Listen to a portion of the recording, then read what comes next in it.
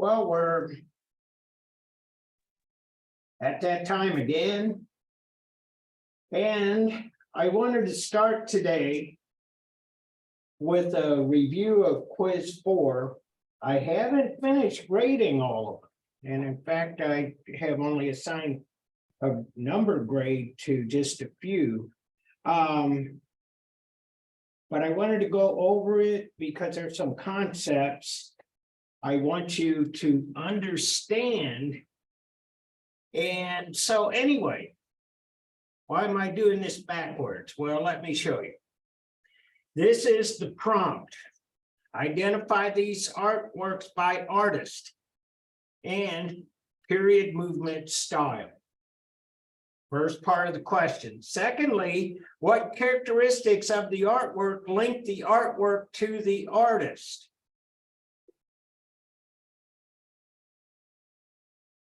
And what I was expecting was that you guys would identify the characteristics of the artwork and let that be your starting point. And that's really what I wanted, was your starting point. And you guys all did it. There were no non-responses. But here's the concept I wanted you to know about. Traditional art history has also placed great emphasis on the individual style, sometimes called the signature style. And that was really the whole point, that if you saw this artwork and they were all signature style pieces, that's what you would tell me. And the signature style of an artist, the notion of a personal style, that individuality can be uniquely expressed not only in the way an artist draws, but also in the stylistic quirks of an author's writing, for instance, or perhaps an axiom of Western notions of identity. Now, why am I talking about that now? Well,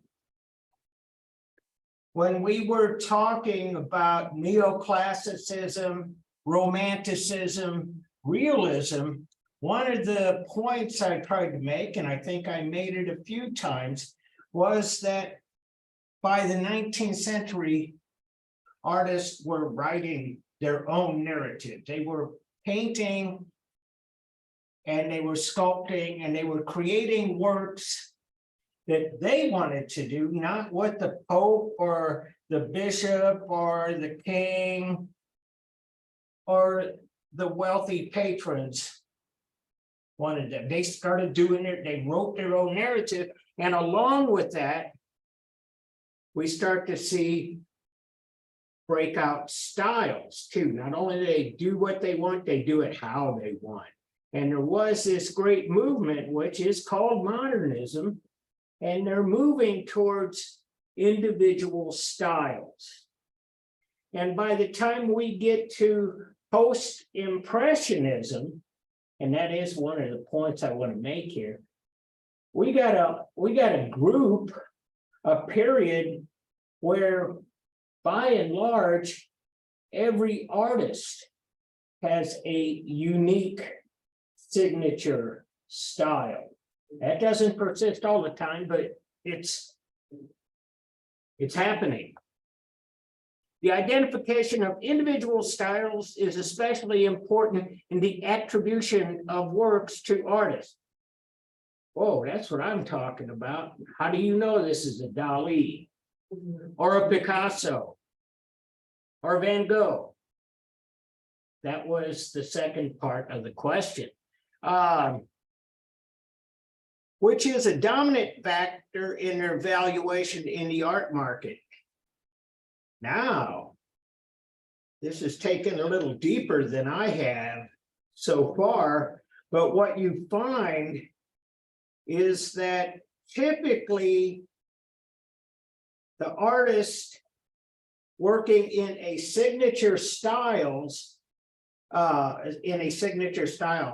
that work is often more valuable because you can look at it and say, that's a Picasso, it's Cubist. I recognize this, and it's valuable because it's part of a set of historically important works. I'm going to talk a little bit more about signature style here today, the artwork that we'll see, but bottom line is that mostly works done in a signature style are the most valuable. Above all, for the works in the Western tradition, since the Renaissance, the identification of individual style in works is, quote, essentially assigned to a group of specialists in the field known as connoisseurs. So that's what I want you guys to be, connoisseurs. I want you to be able to look at something, boom, I know what that is, even if I've never seen it before. A group who center in the art trade and museums, often with tensions between them in a community, blah, blah, blah, blah. So anyway, signature style is what I want you to know. And, or this was what I was talking about. I don't need to play that. So this was the first slide. And this is really what I was looking for right here. Wanted the artist, the movement, Dali's surrealism. That's the first part of the question. Second part of this question, I'm looking for this: dreamscape imagery, Renaissance style illusionism, excuse me, and that it uses metaphors very heavily, just like we talked about. Some of you guys talked about that, about using the clocks as a metaphor for time, how time is not fixed, time is fluid. That's a metaphor, a melting clock. And so anyway, I put this quote in here. This is a very famous quote by Salvador Dali. Begin by learning to draw and paint like the old masters. After that, you can do as you like. Everyone will respect you. And that's really, that goes right here, Renaissance style illusionism. And that's what I was looking for. Now I want to get to what happened with a lot of you guys. A lot of you kind of bypassed this and went right to search. And so I got a lot of information from some of you, more than I was expecting and more than I was looking for. And some of you gave me the title. Some of you gave me a really good description. And I'm not sure if it's right. I'm going to have to give you credit for giving me the right answer. And that's still what I'm trying to figure out, how to grade this. But what you gave me really wasn't what I was looking for. This is what I was looking for. And a lot of you gave this to me. Very simple, straightforward, answered the question. Some of you gave me when Dali was born, when this was painted, 1943. By the way, I learned a few things, and I want to talk a little bit about that too. 1943, and plus this subject matter.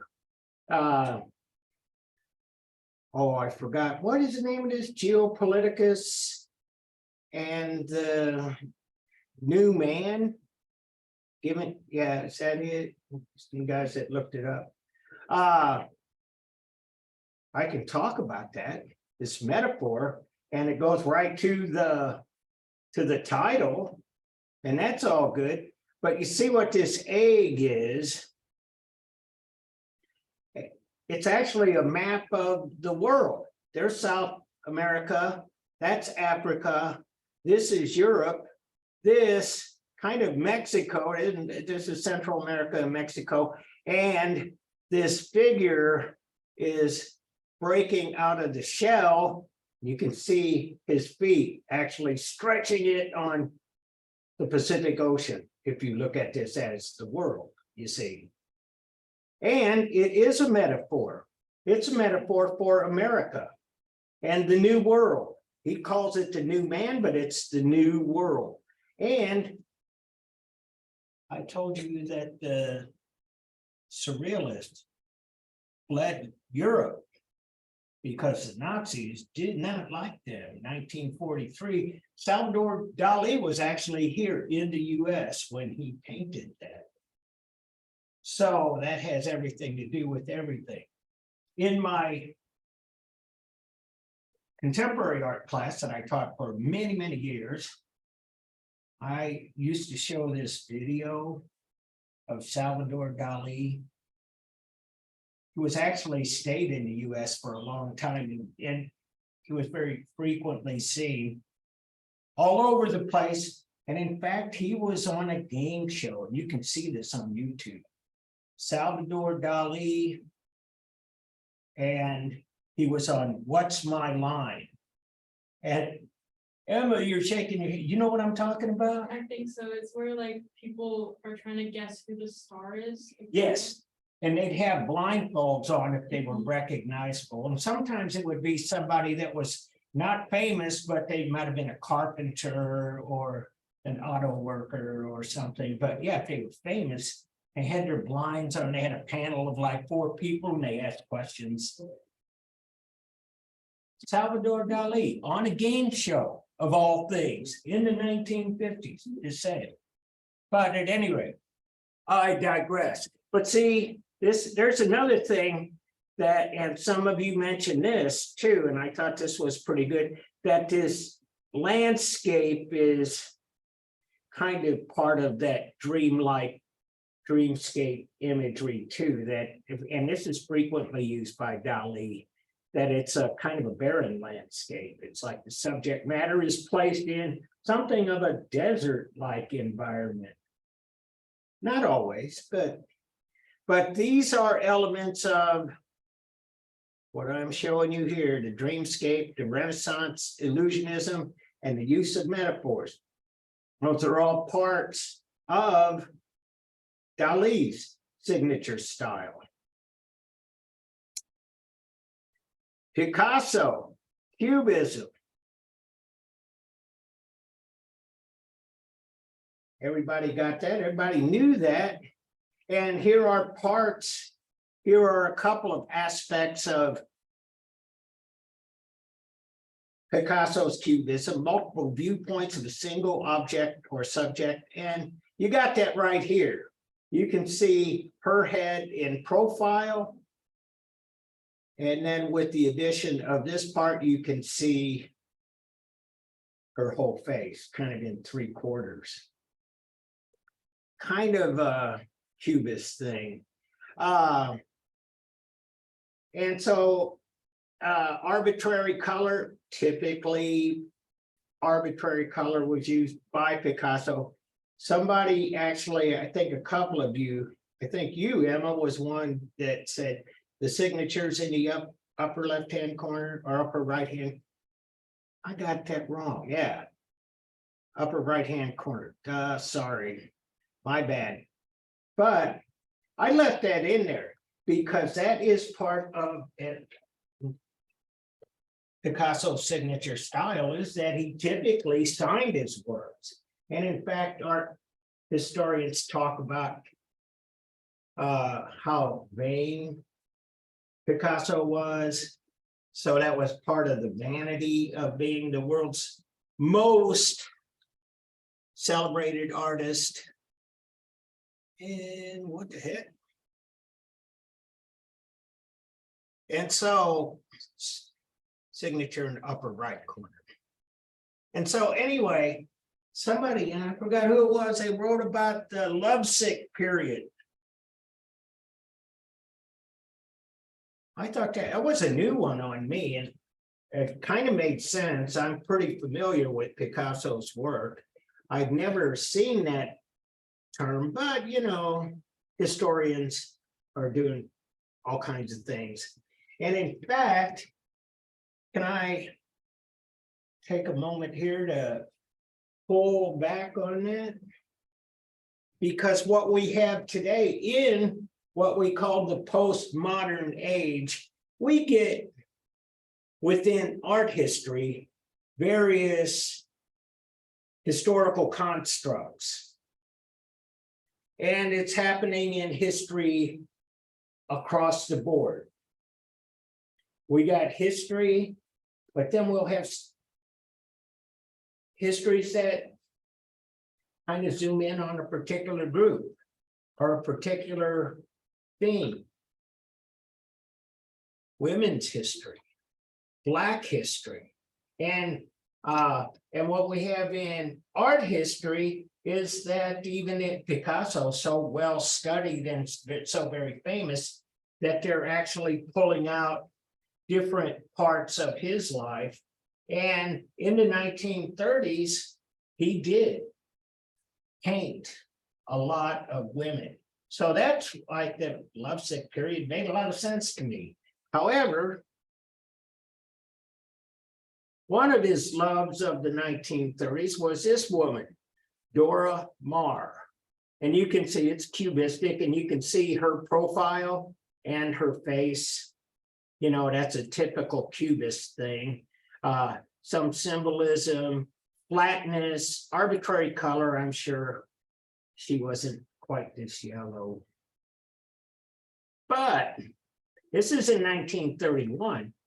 Dora Maar, they had a falling out, if you will. And this is 1939. It's February 4th, 1939 to be exact. He put the day on it, and he paints her in not such a flattering way.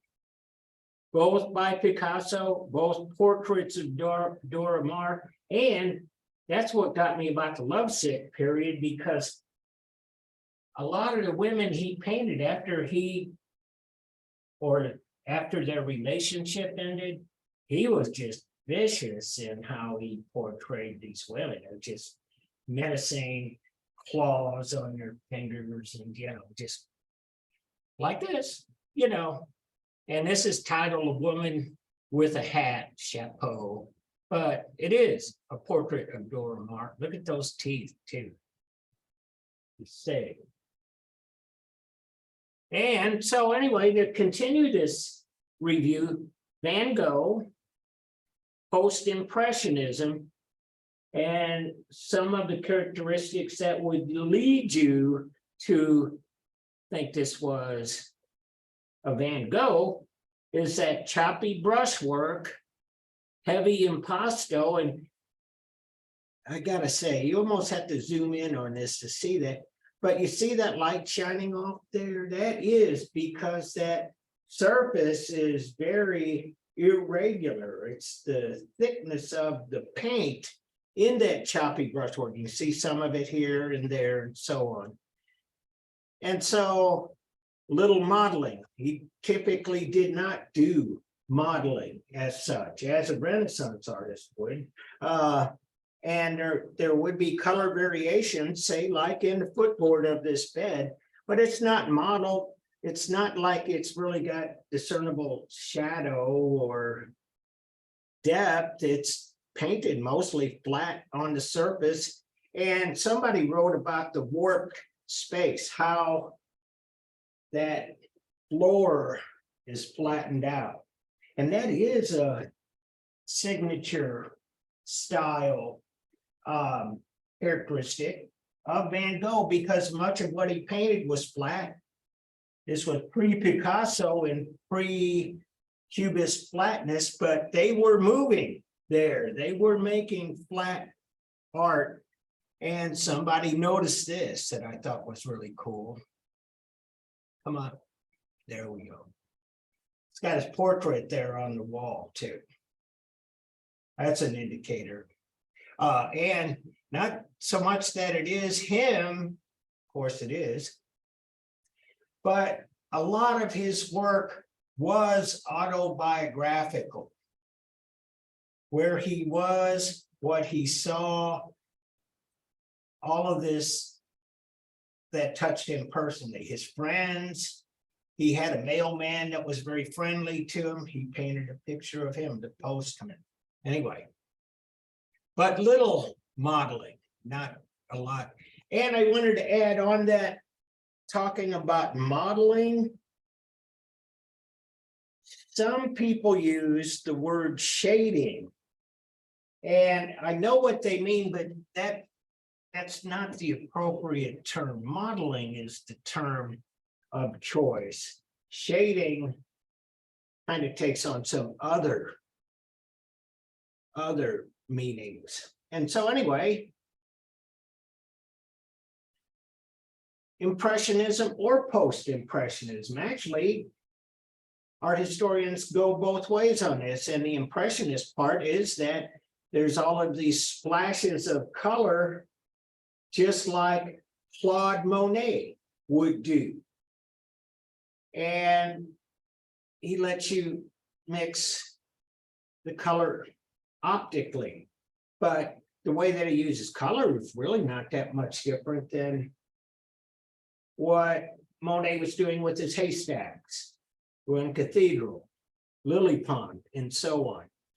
But it is post-impressionism too, and partly some of this odd composition is really kind of one of the big characteristics, and I talked to you about that a little bit too, that Degas himself was very interested in photography and liked these kind of errant photos. The camera would take a picture of what it was pointed at, regardless of it, if it made a good composition or not. And so we're seeing all of these compositions with the heads cut off and strong diagonals and things like that. And that interested Degas, odd composition. And ballerinas, preferred subject matter, did ballerinas over and over and over again. And Paul Gauguin. This is clearly post-impressionism, and you know it's him by Tahitian subject matter. Cloisonnism. I'll talk about that in a minute because I got a link to it. Abstract nature designs, and this is something that you see, like how these trees and this foliage is painted. It's really kind of an abstract design in itself. It's hard to pick out where that tree is or what kind of tree it is. Likewise on the other side. But he would take these natural lines and these natural shapes, put them together with black color and create a nature design.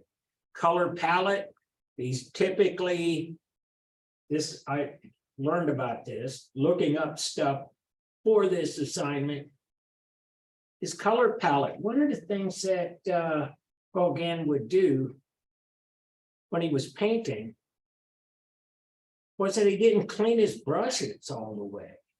And in fact, he kind of liked having traces of the previous colors he was using. And so if you want to find out like how he gets this kind of color, and if you've ever painted before, you know, if you don't clean the brushes, you get these really strange colors, like the colors you see here. And in fact, I remember somebody talking about using that method, calling it the dirty brush composition. But at any rate, color palette and symbolism. And Gauguin was known as a symbolist. But this cloisonnism, I wanted to pull this up because I wanted to get a good definition for you.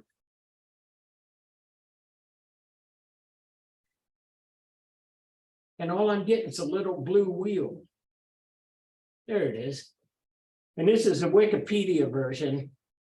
Cloisonism. And basically what that means is that there's heavy outlines. And that was one thing that a lot of these post-impressionist artists liked about Japanese prints. They had heavy, dark outlines. And I thought, poisonous. And then check this out, just as I live and breathe. They have the Paul Gauguin as the example. And this is, I mentioned this in class, I didn't have the slide with me, but the yellow Christ. And this is kind of like the one of the same time where Jacob wrestling with an angel, the one that we saw in class. That's that. And so, let's see, did I have any more on this? No, that's what I wanted to show you. I'll put some numbers on it, on these. I already put some comments on these, by the way. And on to the rest of the show. And slideshow from the beginning.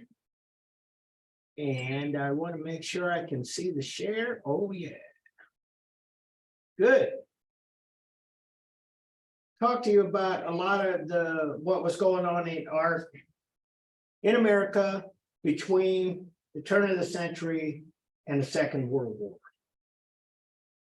And a lot of the artists were concerned with what we would call social realism, depicting real people, places, and things.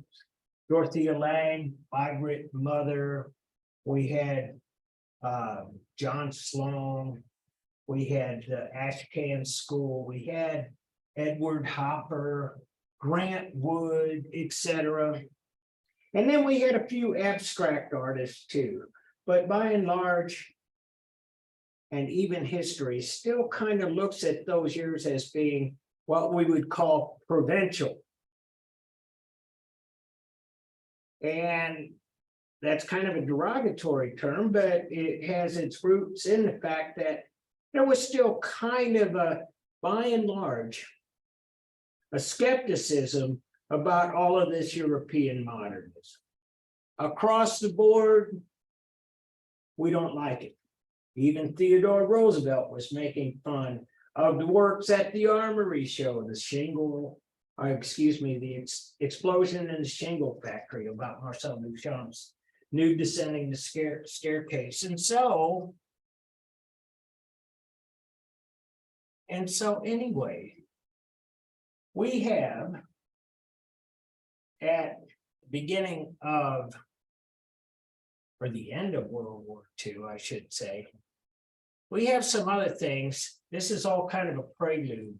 This is not American, but we have the same kind of reaction in art to the Second World War that we saw in reaction to the First World War. If you remember, I showed you these paintings by George Gross, and they had this guy getting his physical examination for induction into the military service, and he was actually a skeleton, and they were going to send him off.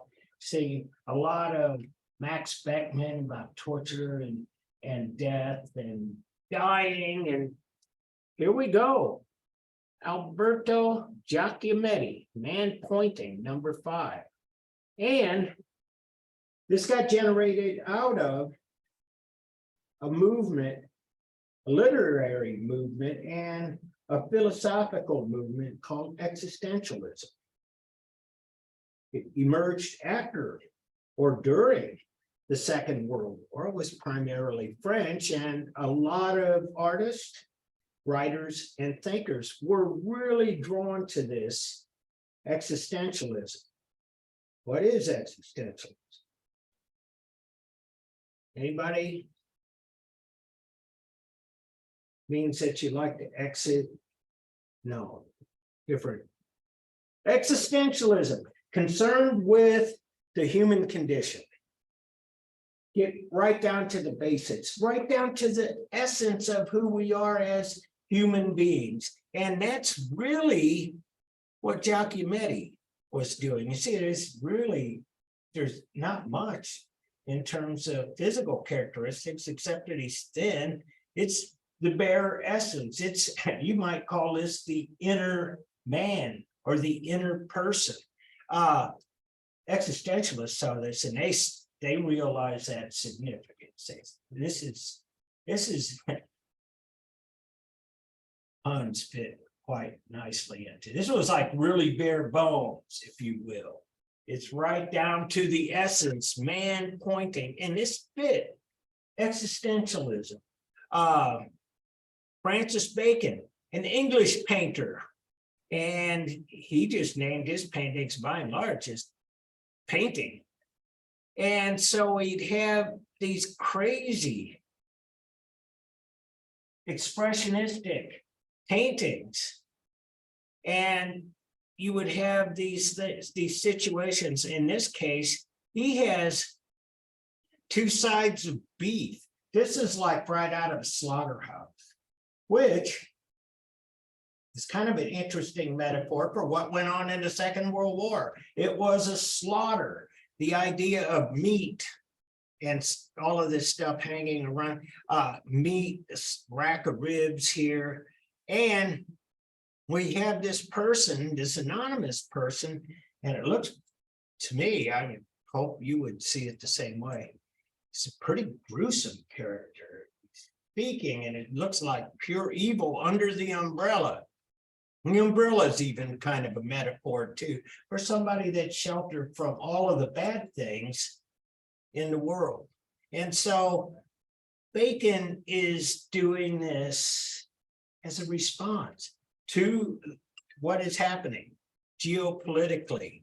And here is another Francis Bacon figure with meat, 1954. And this one here actually kind of hits a little closer to home. The previous one, I had talked about these things here maybe actually being microphones or something, you know, so he could broadcast whatever vile language he's spewing. But this actually starts to take on a little bit about organized religion. And he has his signature style, if you will, where he would allow the paint actually to run for all of this effect. It's horrible. It's scary. And he's got his signature sides of beef. And he's got this arrow pointing down here. And you can see this is some kind of clergy person, because you see the hat. And you see what it is he's wearing, some kind of robe of some sort. Anyway, but check this out. Check out the negative space in between the two sides of beef. What does that look like? Perhaps a chalice. And so, as I was saying, a lot of people consider all of the evils and the horrors of this First World War and the Second World War, blame them on organizations, organized government, organized religion, industry, greed, whatever. But anyways, Francis Bacon, expressionist, here to evoke an emotional response from the viewer. Bottom line, distorted color, shape, form. Jean Dubuffet, he was responding to, and he was a little bit more in line with the existentialist, but he had a different idea. And it's hard to see this unless you zoom in and take a careful look at what he's doing, but you'll see in this what it looks like a big field of just mark making. He has in here these figures. It's another figure here, here. And then you see all of this agitated brushwork, and you see over here what looks like might be skyline of a village. And in Europe, most of the villages, the tallest building would have been the church, always, almost always. And so anyway, Dubuffet, he's kind of linked in there with the idea of examining human existence. But he had a whole other look at this. He started to emulate the art of children. And he looked at the art of children. He looked at the art of the insane. He looked at a lot of the art that was produced by people who were not trained in art. And he wanted to emulate that because he said there was a kind of honesty there that they weren't, it's almost like you say, they weren't taught to lie. They were just being honest, honestly expressive. And especially children, they don't have these formulas like 1-point perspective and all of this other stuff that was developed for 500 years since the Renaissance. And so Dubuffet, he is really interested in the art of children, and there are a lot of works that he did through the 50s and 60s too, but just this is good enough for now, because I could talk almost a whole semester on this guy, because his career is long, he is very important, and he changed styles, but for the 1950s, his childlike depictions, pretty much what he did. Gerhard Richter, Townscape, Paris. Gerhard Richter, another artist. He actually defies the signature style. St. Louis Art Museum has a wonderful collection of Gerhard Richter paintings, and they're all really different. He could paint images that would be as photographic as an Olin Mills photographic portrait, your senior pictures, you know, something like that. He could paint that. And in this case, he's just using black, white, and pushing that paint around to create this soundscape, if you will. And you can see it. But like I say, he could paint extremely naturalistic. He could do this kind of abstraction on a cityscape. He has what we call the squeegee paintings at the St. Louis Art Museum, which, by the way, I'm not getting much response about being able to go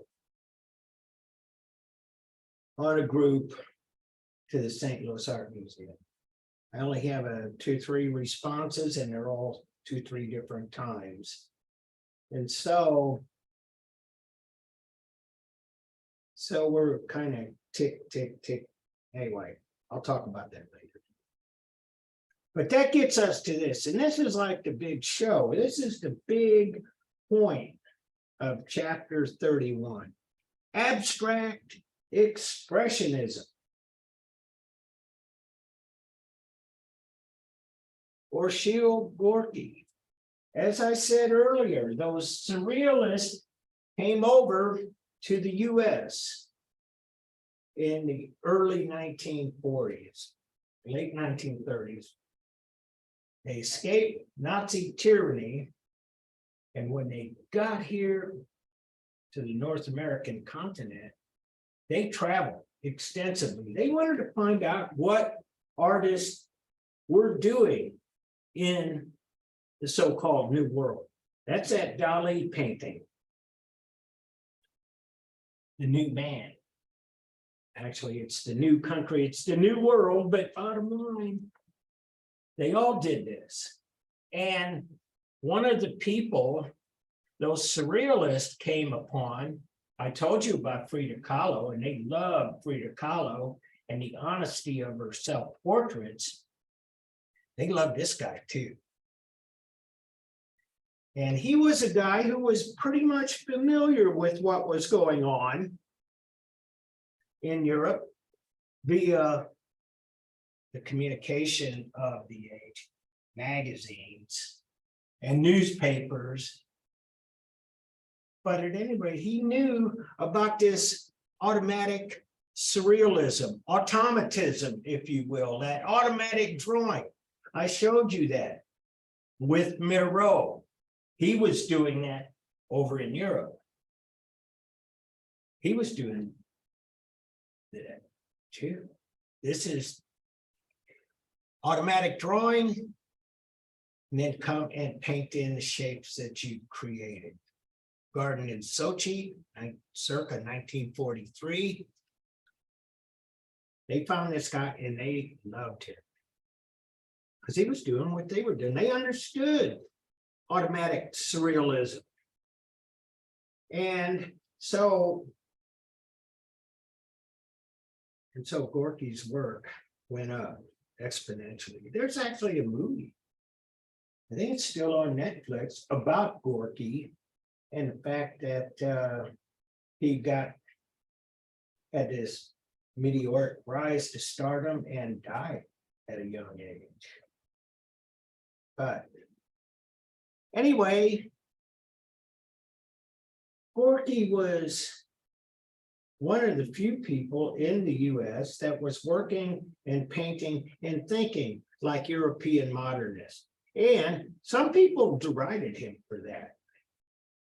And they say, Gorky, why do you want to be a European? And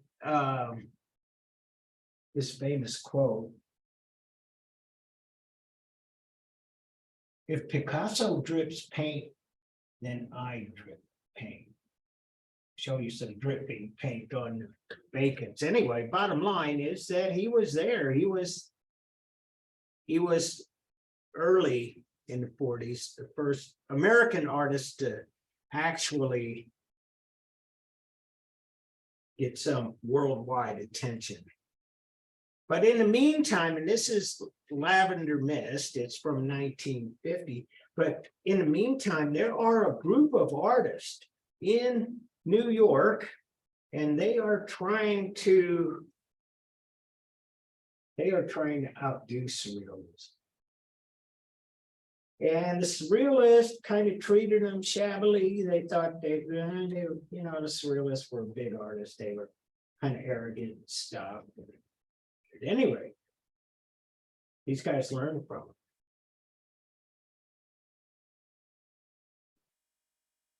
Jackson Pollock. What the heck? Oil, enamel, and aluminum paint on canvas. National Gallery, Washington, D.C. Look at how big this is. 7 feet, 3 inches high, almost 10 feet wide. Huge painting. And it's been said by people who were watching these artists, especially a noted critic named Clement Greenberg. He understood what Pollock was doing with this. And so this kind of painting here, although very abstract and generated, trying to, if you will, connect to the subconscious mind and the subconscious thought through automatism, Pollock breaks that through. He comes at it a whole different way, and that is that he's not even drawing. He's actually painting and drawing with the paint. And what he did was splatter paint all over the painting, all over the surface. And here he is, this guy, Hans Namuth. He's a guy, was like really a cool thing. Because what was happening in the US at the time was that American artists were becoming world famous. When the surrealists came to the US, to some extent they were discredited because they ran. They fled Nazi tyranny. They didn't stay around and go to the concentration camps. And And really, existentialism as the guiding, leading avant-garde philosophy replaces surrealism as the intellectual, the intellectual model. So anyway, here, this is Hans Niemuth. Let me show you what he did. So, and I'll show you what in the same time what.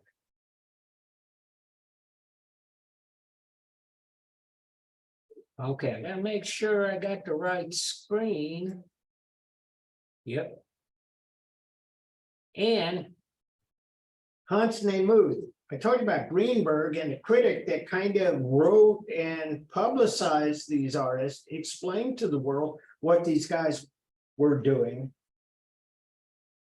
And he also had a documentarian, filmmaker, photographer, taking pictures and recording for posterity what these people were doing. And so anyway, let me play this. I hope we can hear this.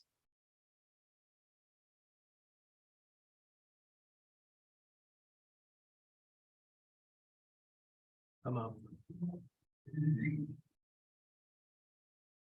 Guard music too.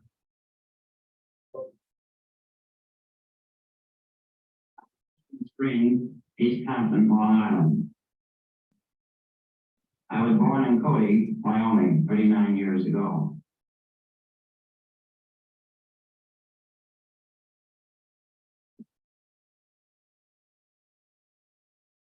In New York, I spent 2 years at the Art Students League with Tom Benton.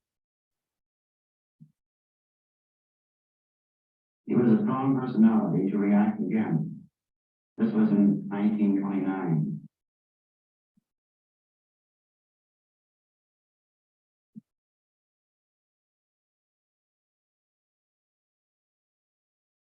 I don't work from drawings or color sketches. My painting is direct. I usually paint on the floor. I enjoy working on a large canvas. I feel more at home, more at ease in a big area. Having the canvas on the floor, I feel nearer, more of a part of the painting. This way I can walk around it, work from all four sides, and be in the painting. Similar to the Indian sand painters of the West. Sometimes I use a brush, but often prefer using a stick. Sometimes I pour the paint straight out of the can. I like to use a dripping fluid paint. I also use sand, broken glass, pebbles, string, nails, or other foreign matter. A method of painting is the natural growth out of a need. I want to express my feelings rather than illustrate them. Technique is just a means of arriving at a statement.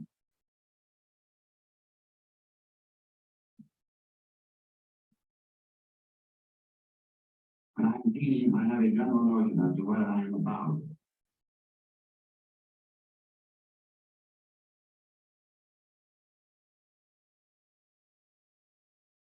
I can control the flow of the paint.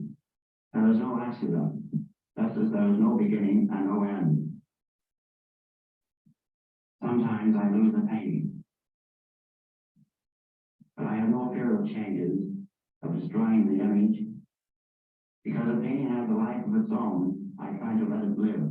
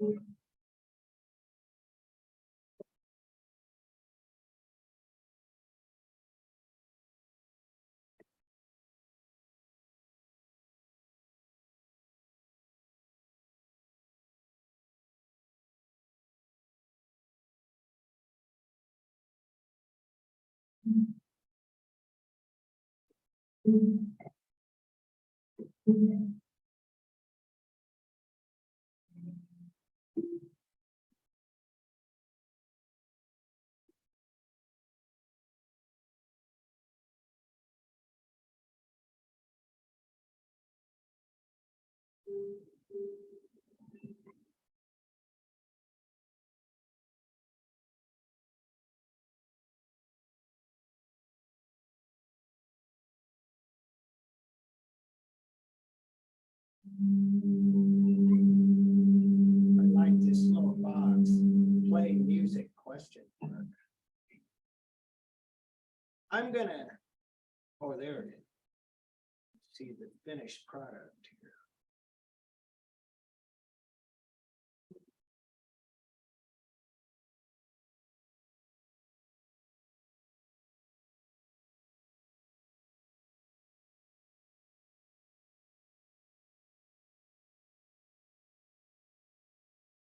And I'm gonna stop it there. If you want to watch the rest of this, it's actually on.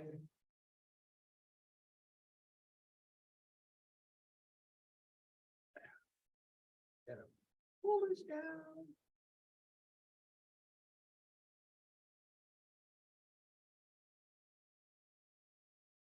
Uh-oh. Okay, oh, there it is. New share is where we want to be. Good.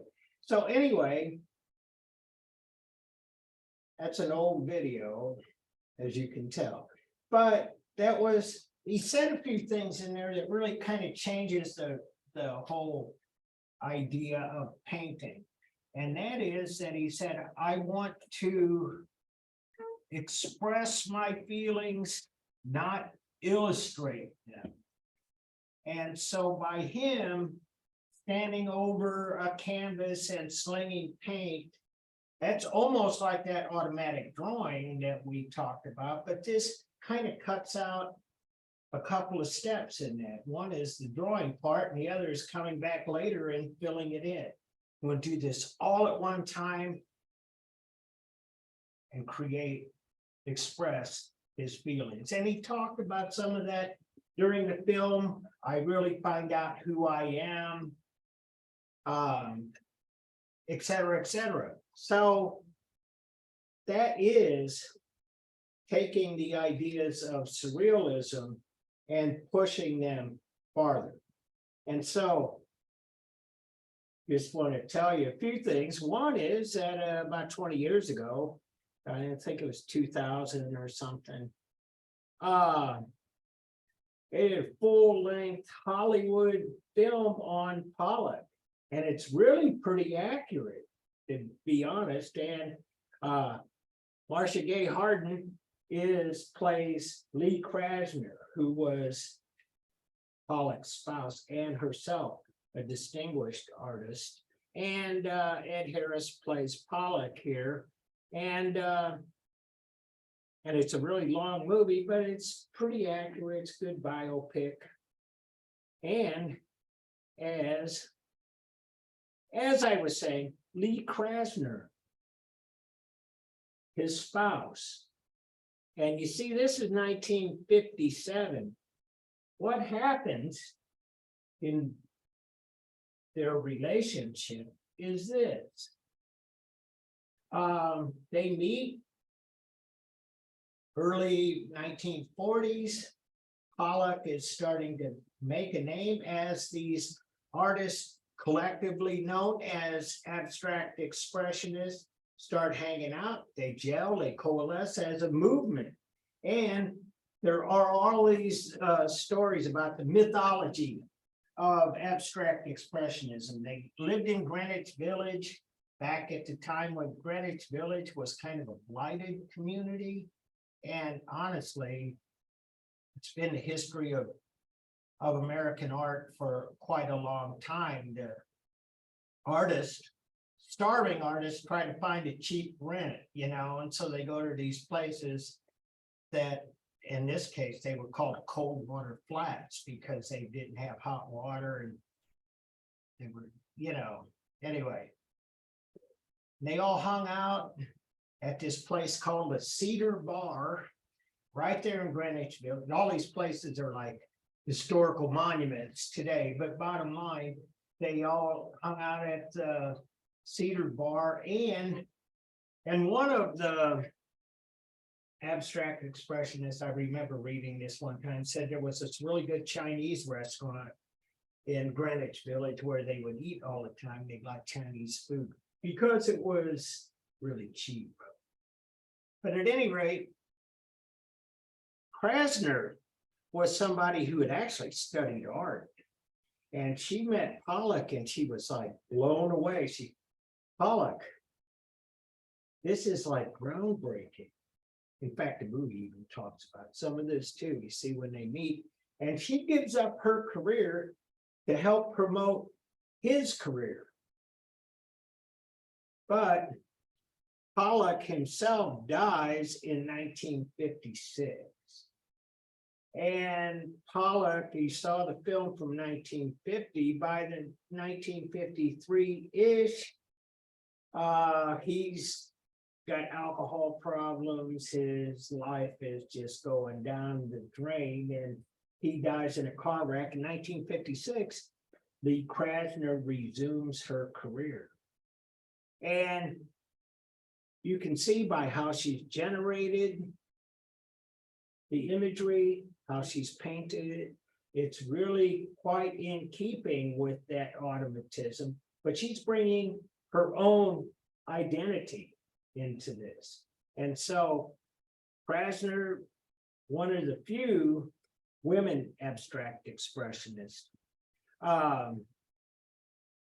Another guy, a friend, hung out at Cedar Bar, knew all of these people, Willem de Kooning.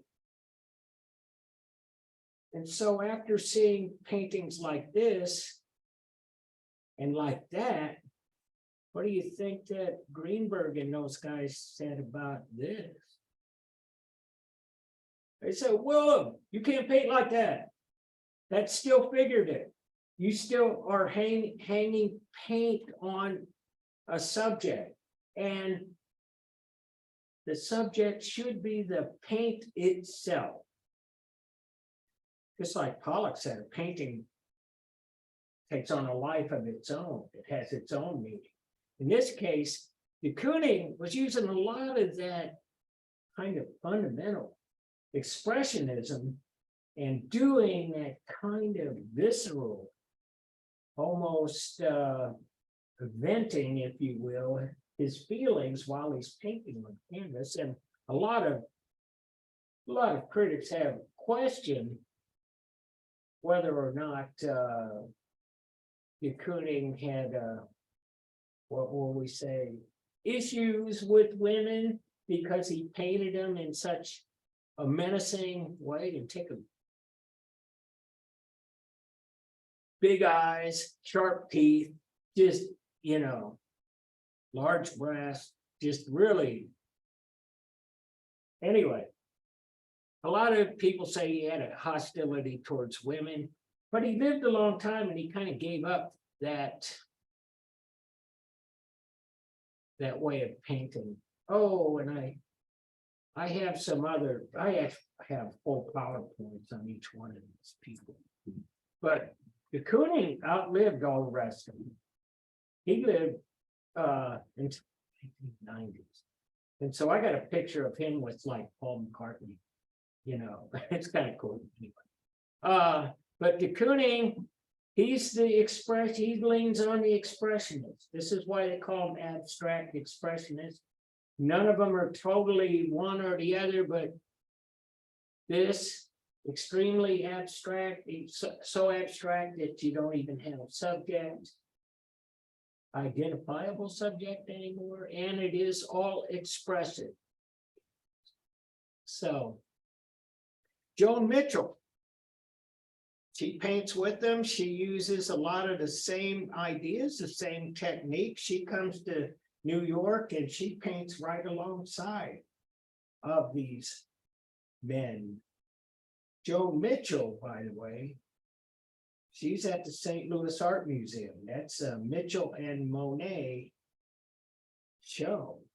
And so what she does way after 55, I read up on her biography. She moved to France and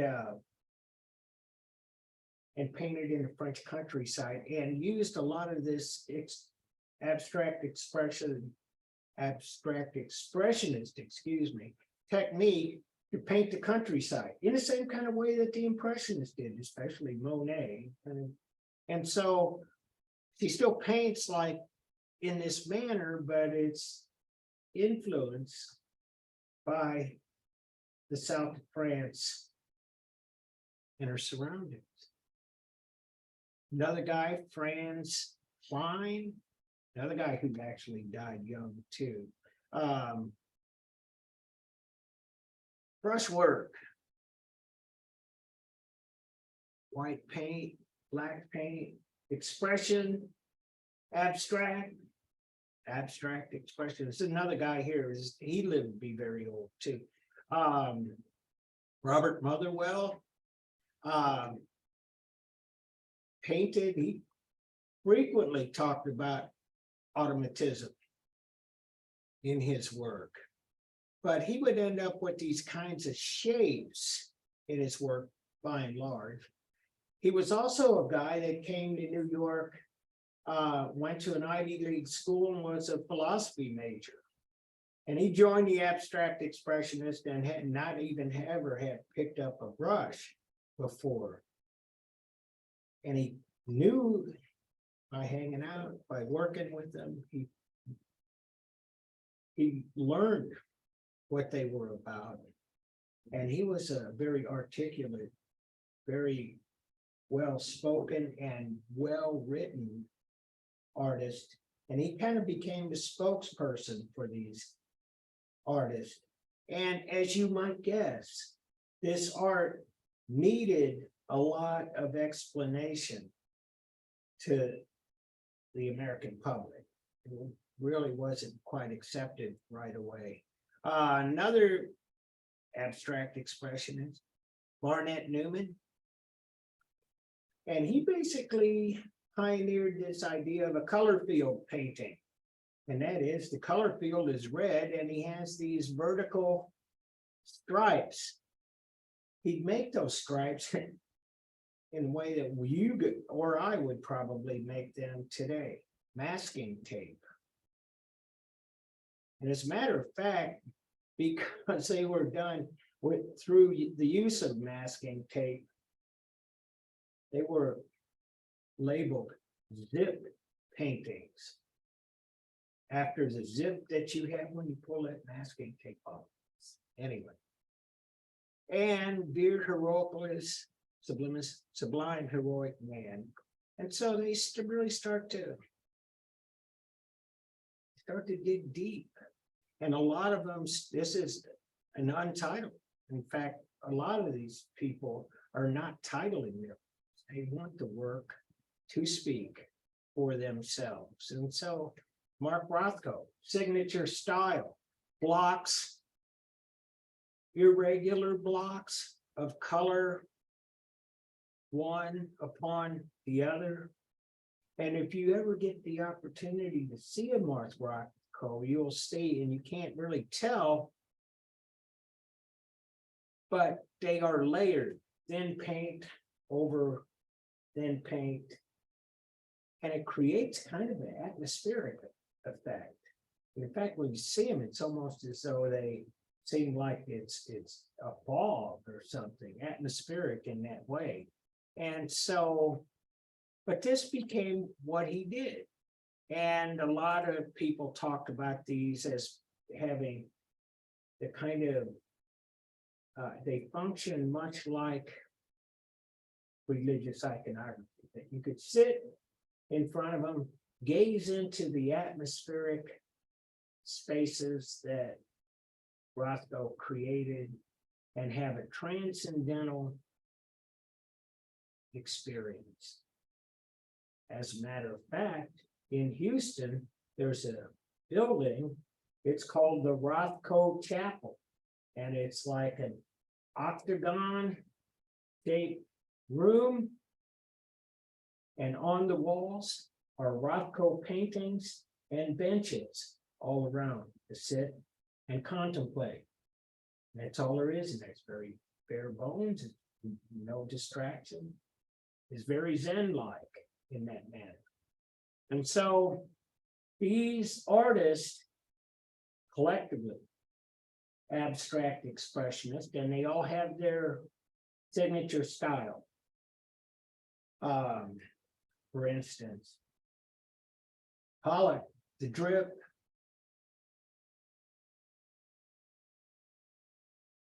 Barnett Newman, the zip paintings, the Rothko atmospheric, the Franz Klein being white and black, agitated line brushwork. Kind of the same thing with Joe Mitchell, agitated brushwork, but not introduces color. Color becomes a very important part of her work. And again, she signs her name too. And so what that gives rise to is the New York School. And what that is, quite briefly, and I'm running out of time, so I'll make it real brief. They were successful. They became famous. They became wealthy. There's been a lot of books written on that aspect of their lives because they were people that were used to living in those cold water flats and eating Chinese food, and all of a sudden they're like at the White House and at the Metropolitan Museum of Art and all of this stuff, and are making money hands over fist. Well, that attracted a lot of young artists. The next generation is called the New York School. And what happens in terms of building the New York School is that some of these abstract expressionists actually begin teaching college. They develop MFA programs at the Ivy League universities, and the most prominent of which was Yale. Yale MFA, and some of these very same artists actually got an MFA from Yale.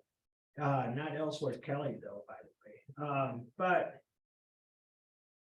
it became a magnet for young artists, and they wanted in on this, and they were kind of taking some of the ideas, the breakthrough ideas of the abstract expressionists, and working with this whole new set of rules. And in this case, Ellsworth Kelly, I could kind of go back to this color field painting, and Ellsworth Kelly does some of the same kinds of things, large areas, flat color, and in this case, a little bit more geometric than just the zip lines, but that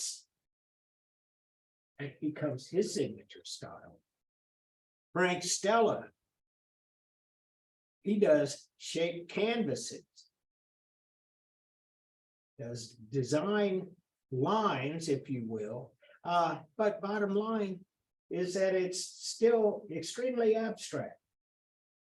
You're not doing paintings of anything. The artist became fascinated about making the paint or the object itself carry its own identity. You didn't have to look to something. This is not of anything. This is not of anything, and neither is this. It is a painting. They've kind of broken through that idea. And another person that came in the second wave, Helen Frankenthaler, she starts kind of experimenting on what Pollock did with the drip paintings. She did these, they're called stain paintings.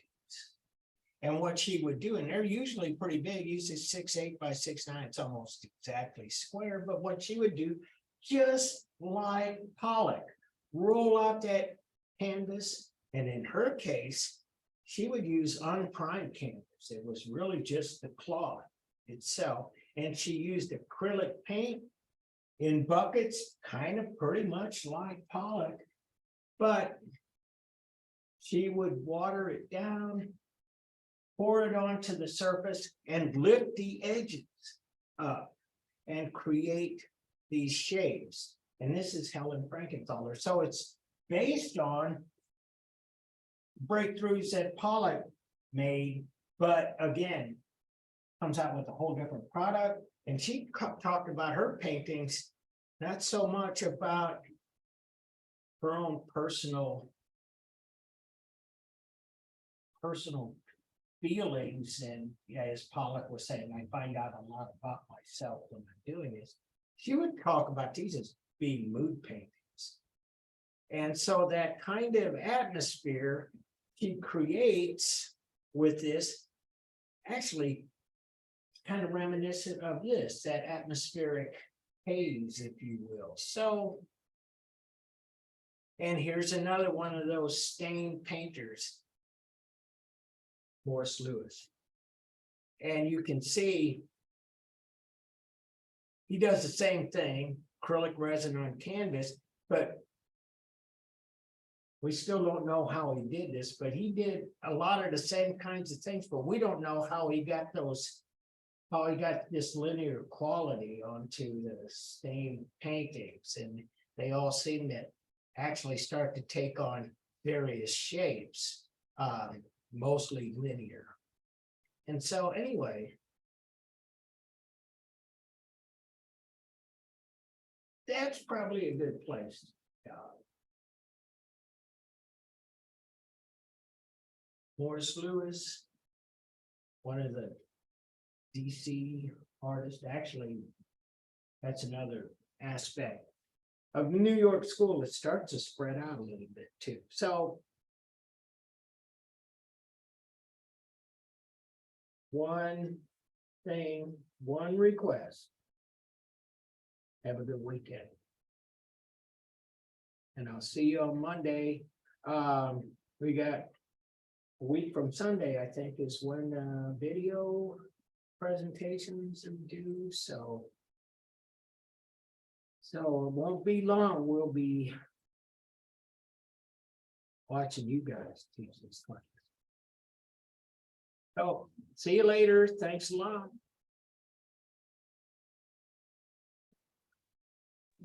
Thank you. Thank you.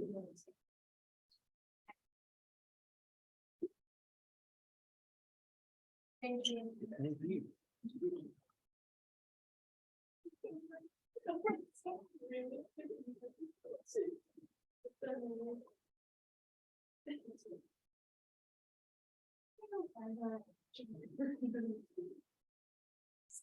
No, you have to wait for me.